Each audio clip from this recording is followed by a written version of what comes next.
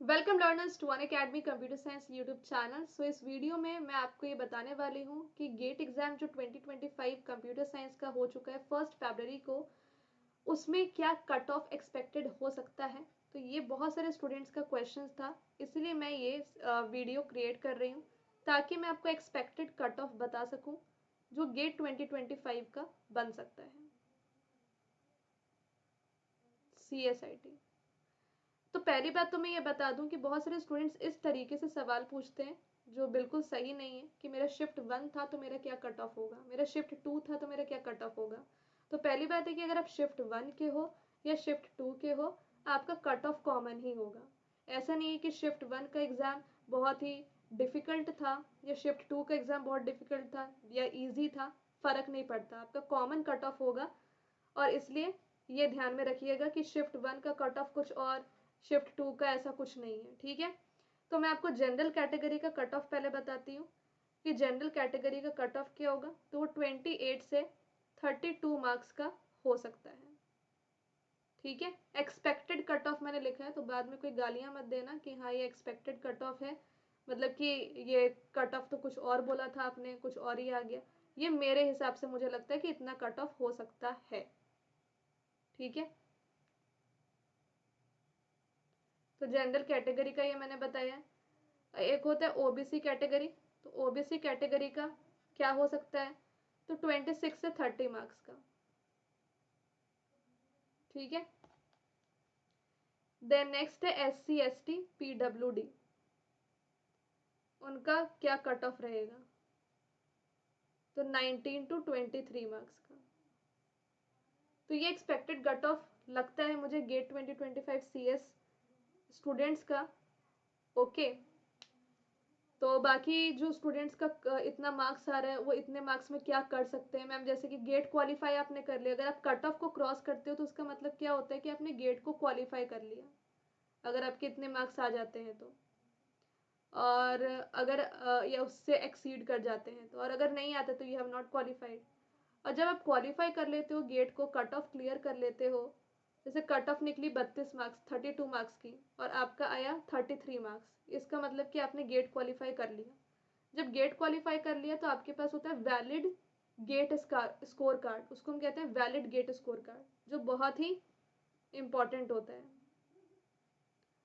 इस gate score card के through आपके पास मल्टीपल ऑप्शंस अनलॉक हो जाते हैं, जिसमें कि आप पहला होता है स्टेट गवर्नमेंट कॉलेजेस में आप एमटेक के लिए एलिजिबल हो जाते हो, ठीक है। और एक वैल्यू एडिशन भी होता है आपके रिज्यूमे में कि आपने सबसे टफेस्ट एग्जाम को क्वालिफाई किया, ये होता है। बट हाँ, जहाँ तक बात है कि आईआईटी से एमटेक करने की, एनआईटी से एमटेक करने की, पीएसयू में जॉब करने की, तो वो आपके लिए नहीं हो पाएगा सिर्फ कट ऑफ क्लियर करने से। उसके लिए चाहिए रैंक।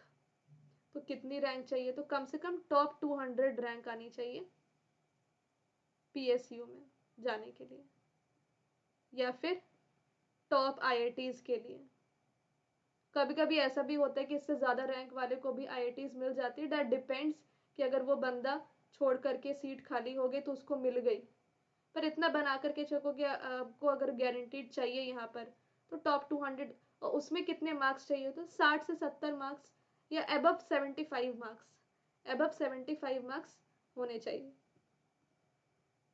फॉर दिस, ठीक है। तो गेट एग्जाम को क्वालिफाई करना गुड, बट वो इन सारे ऑप्शंस को अनलॉक नहीं करता, ठीक है। तो ये एक बात क्लियर आई होप आप सभी लोगों को हो गई होगी।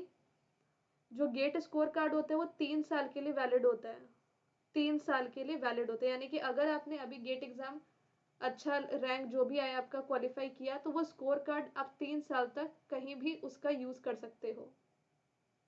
कोई एज लिमिट नहीं होती है गेट एग्जाम की, ये आपको पहले भी मैंने बताया है।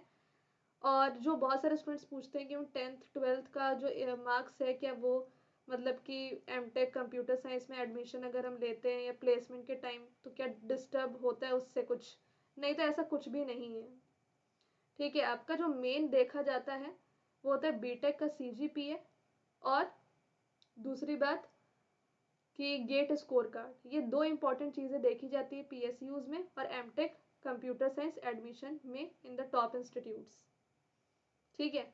चलिए, तो सेशन को ओवर करने से पहले एक इम्पॉर्टेंट बात कि आप इस टेलीग्राम चैनल को ज्वाइन कर लीजिए, जहाँ पे आपको pre GATE guidance and post GATE guidance सारे मटेरियल्स यहाँ पर अवेलेबल होंगे। ओके एंड यस, सेशन को ओवर करने से पहले एक और चीज़ है कि जो भी स्टूडेंट्स यहाँ पर सोच रहे हैं कि वो दोबारा गेट एग्जाम की तैयारी करना चाहते हैं, तो उनके लिए हम न्यू बैच स्टार्ट कर रहे हैं गेट 2026 के लिए। विजेता बैच 7 फरवरी से, जहाँ पे ऑपरेटिंग सिस्टम का कंप्लीट कोर्स मैं स्टार्ट कर रही हूँ, बिल्कुल बेसिक से होगा। और गेट 2027 के लिए अनुशासन बैच भी स्टार्ट हो रहा है। 2 टाइप का सब्सक्रिप्शन है, प्लस एंड आइकॉनिक। आप कोई सा भी प्लान ले सकते हैं।